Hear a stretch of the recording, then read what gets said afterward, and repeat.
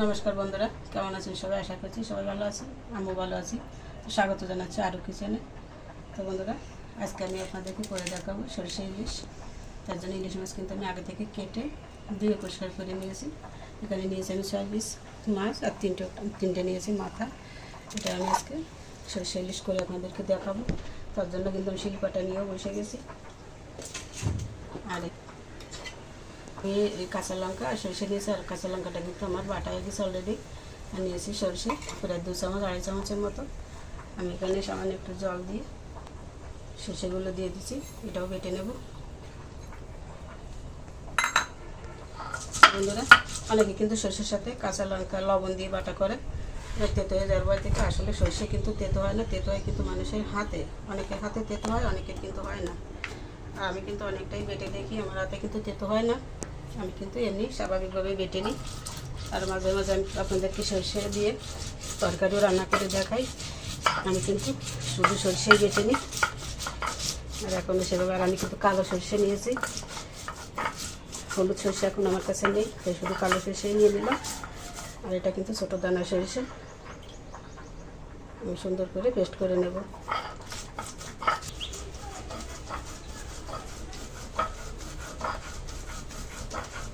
সরষে সাদা হলো কেন?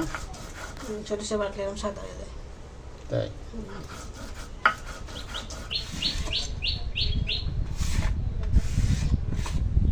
বন্ধুরা, এটা আপনারা কী কী ব্যবহার করতে জানেন কমেন্ট করে জানাবেন। দেখুন, এটা কিন্তু নারকেলের চিংড়ি।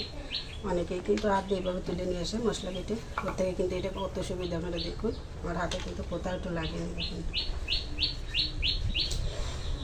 না তো মশলা তো এই যে বেটে রেডি করে নিলাম। এই যে কাঁচা লঙ্কা সরিষা, আর এদিকে আছে ওটা আমার জিরা বাটা, হালকা একটু জিরা বাটা নেব। আর আছে এখানে আদা বাটা, ছিল বাট করে নিলাম। তো এখন মাছগুলো তো আমি দিয়ে নিয়েছি, আর মাছে কিন্তু লবণ মাখানো ছিল। মাছে আর লবণ দিচ্ছি না, এখন শুধু একটু হলুদ দিয়ে মাছগুলো মাখিয়ে নেব। দিচ্ছি সামান্য একটু লঙ্কার গুঁড়ো, আর দিচ্ছি সামান্য একটু সরিষার তেল। এগুলো দিয়ে আমি মাছগুলো সুন্দর করে একটু ম্যারিনেট করে নেব। আর এদিকে চুলাতে কিন্তু আমি প্যান বসিয়েছি, গরম হয়ে গেছে। আমি দিয়ে দিচ্ছি তেল, তেলটা গরম হতে থাক। তো তেল গরম হতে হতে মাছগুলো সুন্দর করে মেখে নিচ্ছি।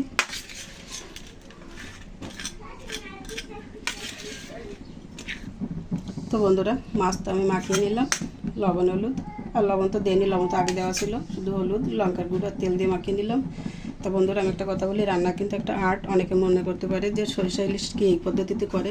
আসলে যে যেভাবে ভালো মনে করে, যার কাছে যেভাবে ভালো লাগে সে সেভাবেই করে দেখায়। আর এটা কিন্তু বিভিন্নভাবেই করা যায়। তো আমি আজকে যেভাবে করছি, আপনারা বাসায় একবার করে দেখতে পারেন। এইভাবেও কিন্তু অসাধারণ লাগে খেতে। যে অনেকে ভাবতে পারে যে ইলিশ মাছে কি আদা জিরা লাগে, লাগে না, ঠিক আছে। এটা কিন্তু আমি একটু দিচ্ছি, এভাবে কিন্তু ভালো লাগে, তাই সামান্য একটু দিয়ে দিচ্ছি। তো তেল তো গরম হয়ে গেছে, আমি চুলা রাসটা এখন কমে নিচ্ছি। তখন ফোড়নে দিয়ে দিচ্ছি কিছু জিরা, আর দিচ্ছি একটা শুকনো লঙ্কা। ফোড়ন তো ভালো করে ভেজে নিলাম। এখন দিয়ে দিচ্ছি হলুদ তেলের উপর, দিচ্ছি সামান্য একটু আদা, সামান্য একটু জিরা বাটা, দিচ্ছি কাঁচা লঙ্কা বাটা। হালকা একটু কষিয়ে নেবো তেলের উপর। মশলাটা সামান্য একটু কষিয়ে নিলাম তেলের উপরে। এখন দিয়ে দিচ্ছি সামান্য একটু জল, জল দিয়ে একটু কষিয়ে নেবো মশলাটাকে। মশলা থেকে দারুণ একটা কিন্তু সুগন্ধ ছেড়েছে, আদা ভাজা, মানে আদাটা ভাজলে যে দানাটা সুগন্ধ ছড়ায়। এখন দিয়ে দিলাম এই যে সরিষা, গুলের রেখেছিলাম সরিষা বাটাটা দিয়ে দিলাম। তেলের উপর হলুদ দিয়ে দিলে দেখুন মশলাটা কিন্তু দারুণ একটা কালার আসে। আর যেহেতু কাঁচা লঙ্কা দিয়ে রান্না হবে, রান্নার স্বাদটাই কিন্তু অন্যরকম হবে। মশলাগুলো কিন্তু সব কিছু মিলিয়ে সুন্দর করে কষানো হয়ে গেল। এখন আমি মাছগুলো দিয়ে দেবো। হ্যাঁ, গ্রানটাও সুন্দর ছেড়েছে। দিয়ে দিচ্ছি একে একে সবগুলো মাছ। ইলিশ মাছটা যেহেতু খুব নরম, খুব বেশি একটা নাড়াচাড়া করার দরকার নেই, ভেঙে যাবে। হালকাভাবে একটু এই পাশটা একটু কষিয়ে নেব। তো মাছের এই পাশটা দেখুন কালার কিন্তু চেঞ্জ হয়ে গেছে। আমি এখন একটু নারকেল একটু উল্টিয়ে দেবো।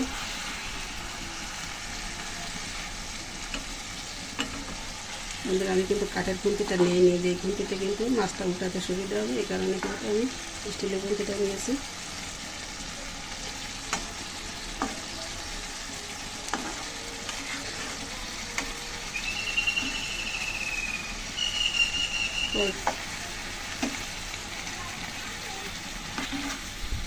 সবগুলো মাছ একটু উল্টিয়ে নিলাম,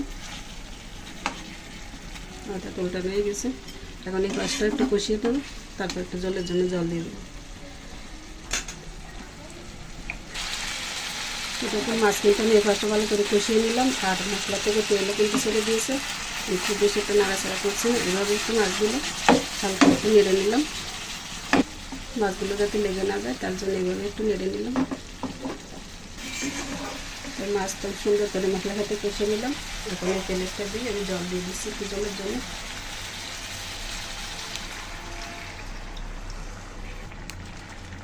দিয়ে দিচ্ছি লবণ পরিমাণ মতো।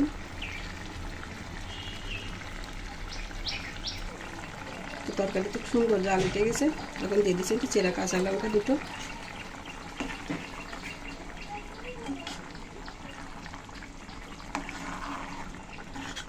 ওটা একটু নেড়ে ছেড়ে দিলাম। আমি এখন ঢাকা দিয়ে রান্না করবো কিছুক্ষণ। ঢাকা দিয়ে দিলাম, ঢাকনা খুলে নিচ্ছি। ওয়াও, সেই ফ্লেভার। কালারটাও দেখো কত সুন্দর এসে গেছে। কাঁচা লঙ্কার রান্না বলে কথা। রান্না থেকে কিন্তু দেখো তেলও কিন্তু ছেড়ে দিয়েছে পাশে।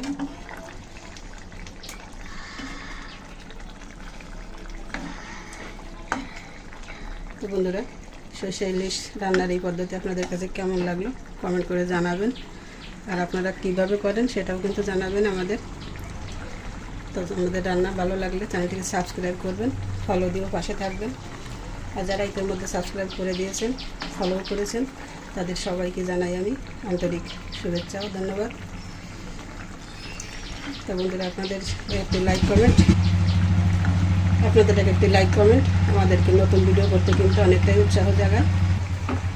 তো বন্ধুরা, রান্না কিন্তু হয়ে গেল। আমি এখন নামিয়ে নিচ্ছি, চুলা বন্ধ করে দিলাম।